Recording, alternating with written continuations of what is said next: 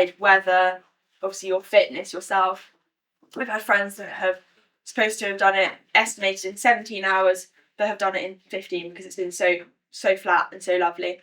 I've completed a relay before, which is an hour, and you rotate. You have 6 people in your team, and you rotate every hour. You can do it with 2 people. You can do it with maximum of 8 if you've got juniors, which is between 12, I think, 12 and 16. If you've got juniors, you can have 8. The swim takes, so on a relay, the most important thing is the changeovers and the time you spend on the boat, because seasickness is a huge part of the swim. It's inevitable depending on who you are. I go to rowing school in Brighton, and that's how I got into channel swimming. So they ran a relay swim when I was the first team to do it in 2022, and then they ran another one this year which failed because everyone got seasick. So it is a massive part of the swim, and the pilots do not get seasick, because I don't know how, but they don't. So a solo swim is very different. There isn't the changeovers. You don't spend any time on the boat except from you start in the harbour, they take you out on the boat like 100 metres depending on the tide away from the shore, and you go to Shakespeare Beach, which is west of the harbour, or Samphire Hoe, which is east. It might be the wrong way around, who knows. And you swim to the shore. You have to completely clear the water. The boat sounds its horn, and that is the start of your swim. They always start in darkness because then you land in the light. It's very, very rare to start in the light. It's normally ridiculous hours in the morning or late evening. My relay was 11 o'clock, and then another relay I was supposed to be 6 a.m. So it's very varied of when times you start, but it's always in the dark. Unless you're really unfortunate and you start in the dark and you land in the dark. Depends on obviously how slow you go. You can't sort of plan your speed. You can't say a time because of the weather.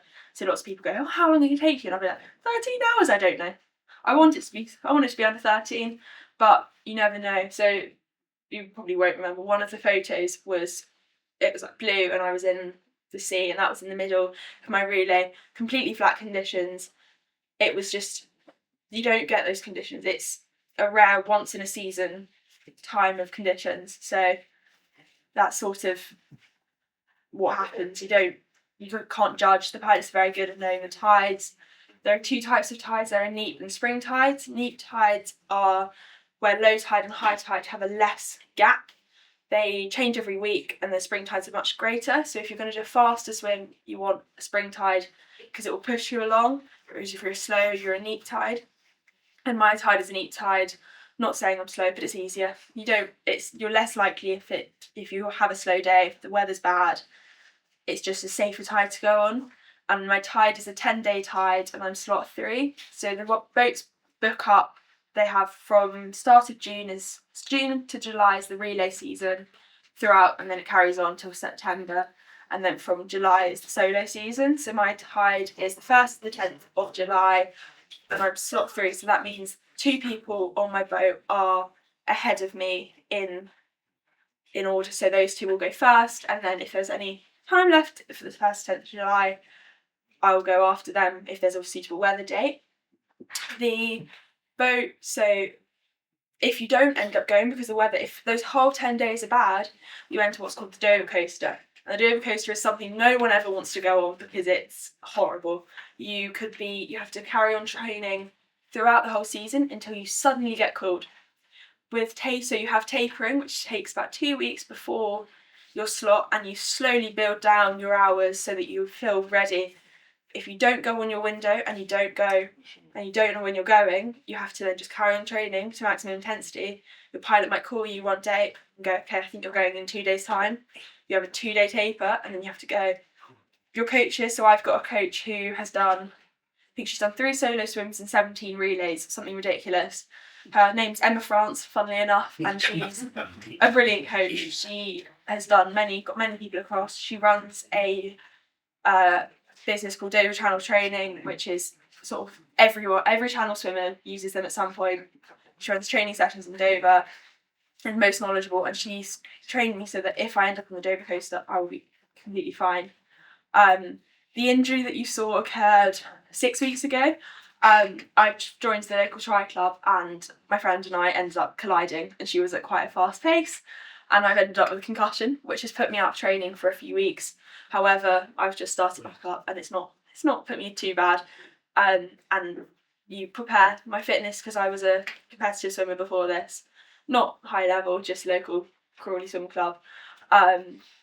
You have the fitness that builds you back up, so you always train ahead of when you're going to be, so that you carry on and you can be able to do it no matter what happens.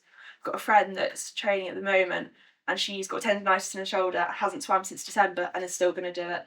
So it happens, injuries happen, but it's part of the swim. And actually, everyone always says the journey of the swim is more important than the actual swim. People get out of the swim and go, that was amazing, I loved it. But actually, the journey and what you build up with your resilience in training, your motivation. I don't want to get up at 6:15 every morning and go down to the pool in the cold. My school, if you know of it, is a cliff and the wind, and we have a thing called lockdown, where if the winds get over 35 miles an hour, the whole school shuts down. So you have wind and it's horrible and it's raining, and I have to walk from my boarding house to the pool quite a few mornings, and I hate it. Getting that journey is the worst journey you ever do, because it's 2 minutes of just freezing cold, but it's worth it. And actually getting in the pool, and I've got a friend who's really close to me, who does all my filming at school, and she might be on the boat with me, and we do it together. And it's the support team around you of my family, my coach, my friends, who actually make it possible. Otherwise I wouldn't be getting, I can't drive, I can't get to the pool every day without my parents, I can't do things that without my team, without my coaches, without my school teachers who look after me and say, you can do it. It's sort of them that help. So, and obviously the charity is another part of it, that just another bit of motivation that makes you swim and gets you through it. The best motivation is that if you get tired, we just move the boat further away. Exactly. So if you're in the middle of the channel or halfway or wherever you are, you're not going to want to stop. You're going to want to carry on, and actually having the training behind you and having the people behind you who are still on the boat going, get on with it. Like, you're doing it. You have no other choice if you're stood in the middle of the channel. You can't touch the boat while the rules are there. You're fed by, they have like an empty milk bottle. Has anyone got any questions? Yes. Oh gosh, anyway, go on. Obviously, the Channel's one of the busiest shipping lanes going. How do they deal with a commercial boat? How do you deal with a commercial boat? So you have, the pilots have, I've seen in their, like, what do you call it? Cockpit, whatever you call it. Bridge. Yeah, cabin. They have all the gear that shows them the boats. They will talk to the boats. Cargo ships can't slow down. It takes them about an hour to slow down or something. So you either slow down or you speed up. If you stop, you go backwards. So the pilot has a little window next to where on the boat, it's actually on the side on the photo, a little window that can talk to you. There is a light, so when you're swimming in the night, there's a light, and they just say follow the light because you can't see anything. And they'll just tell you speed up, slow down. You can't deal with it. You see, there's some amazing photos. My coach has got one of her P&O cruise ferry right, like, not that far away from her swimming, and it's like, there's one of me on my relay. It's just amazing. Yeah.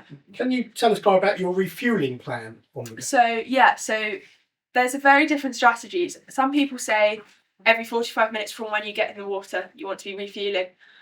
Dover Channel training, there's no. You want to do 2 hours. 2 hours of the swim are the worst. From then onwards, it's just normal. You don't feel, it's just going on your head. You don't have the motivation of, okay, I'm getting there. So they say to feed after 2 hours, which, because I've been training with them, that's what I'm going to go and do.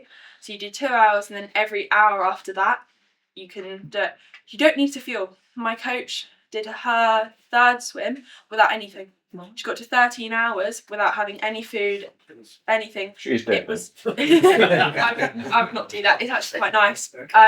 But she just had electrolytes and water. So you don't need the calories, because you can burn off. And actually, there's evidence saying that having the sugar isn't helpful, because when you have the sugar, it spikes your insulin, which stops your fat burning. It's a lot of biology. Have you still got to practice that when you hit the open water? Yeah, so I'll be doing a swim. Hopefully, I want to do the Brighton. If you know the Brighton windmills, there's a pilot that takes you out there and you can swim back, or you can do a 2-way from the beach across and back, and you'll have people on the boat and they'll just practice with you. You practice feeding in open water. So when I train in Dover, I'll do a loop, come back, be fed, and the feed it's called multidextrin. It's £6 from My Protein. It's none of the fancy, like, I don't know, precision hydration or any of them, if you know, like cis or anything. But it's just box standard sugar, and you make it up cold and then you dilute it with hot water, and it actually tastes quite nice and squash. So it's just sugar, but it depends. So some people are like, no, we want to do feeds regularly or longer feeds, but you have electrolytes as well. You have jelly babies. Peaches are another good one because of the salt. I don't know if you saw Ross Edgley when he did a swim around the whole of the UK. His tongue must have swollen 3-4 times the size because of the salt. His swim was like hours and hours and hours and hours, but the salt is effective. So actually the peaches are one really good thing. It tastes nice and it combats the salt taste. What are the other things? I'm trying to think. Electrolytes as well, because you get cramp. Question. So you get the other side and you finished your swim. How do you get back? Did you take the train or did it make A little dinghy. Get a little dinghy. Well, there's many coming across and Plenty of them. hitch a ride. Yeah. So I should have put a photo on of when I did my relay. We landed on rocks. So you can land. There's a beach called Whistle Beach, which is sort of where everyone wants to land. It's where all the photos happen, and it's always the best place to land. But it's not always likely because the tide can push you out. Some people land. So is it quite a dignified exit on the ideal beach because it's sandy? Yeah. Rather than clambering over some rocks, will you? Which was our relay. So for a relay, the person who is last has to get onto land first. So we all managed to swim in because it was decent, but we all had to swim behind her. And it was literally clambering onto rocks. All our teachers were there. They all got up onto the rocks as well. But you can't go anywhere. There's a massive cliff. So if you land on the beach, there's a guy called Patrice Chasey who runs a channel swimming Facebook group, and does everything on there, and he'll meet you if you land on the beach with a bottle of champagne.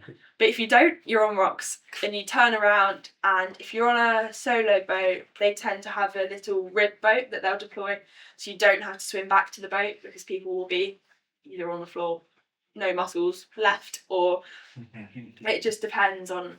But yeah, so normally if you get on the beach, you're lucky, you can stand up, get photos. They're always. But you have to get the boat back then. Yeah, so the boat Comes Yeah. back in 2 hours, right? yeah, so the boat takes 2 to 3 hours to get back. So you've gone 13 hours there and 2-3 hours back. But unless you're my friend whose engine broke on the way back and it took her 5 hours to get back. So Right, if we have one more from David, then I'm going to have to Sure. finish with Clara. So how do you combat the cold? Because obviously our bodies aren't made for water. Yeah. Temperature difference is quite thin. yeah, How do you combat the cold when you're It's- crossing that amount of hours in the water? it's training. So and also mindset. So you start building up from now. So in about 10, it depends. So some people swim over winter in 2-3 degrees, which the recovery time of swimming in that cold water is also not definitely worth it. Some people do it for the mental bit, but actually the recovery time isn't worth the loss of pool training necessarily. So you'll start 9-10 degrees swimming in cold water. So there's lakes nearby that you can swim in which warm up earlier. So there's Divers Cove Lake in Godstone, which I started swimming in. And it's just you start. First one I did was 15 minutes and you slowly build it up. And your body just gets used to it. It's like, I don't know. It's like if you went to move into a hot country, you would just get used to it eventually. So actually, it's just building up, acclimatizing. There's a study done that was so this woman who's a hypothermia specialist, she had 2 groups of people. One group of people were not swimmers, one group were, and they put them in an ice cold, like 12-degree, just tub, and they couldn't move.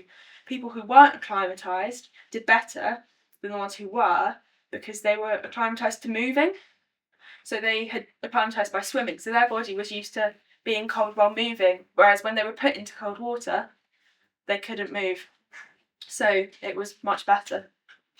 So Clara, just to finish things out, imagine this is Dragon's Den, okay? You're in front of the dragons, and you've done your pitch, and then my question to you is, what are you going to ask of us today as a group, a networking group? How can we support your amazing event? What would you like from us? Yeah. So as you're on your table, there are all the cards. If you can take a few with you, give them to anyone who would be interested in sponsoring. I think that's the biggest thing. Obviously, I'm going to get a great experience and a lifelong achievement by swimming it, but actually another benefit of it is the charity fundraising. So if you can give any of the cards out to people to sponsor, that would be all I could ask from you. Thank you very much. Amazing. Before we just sign off, if I may, what makes us, I think, unique as an organisation, you might have heard that phrase somewhere before, is that we are truly not for profit compared to other networking organisations. And we've always been very proud to support people in their certainly endeavours that you're undergoing. So Trust and Referrals Group today are delighted to donate £1,000 to your target, and we wish you absolutely all the very best. Wow. That's amazing. Thank you.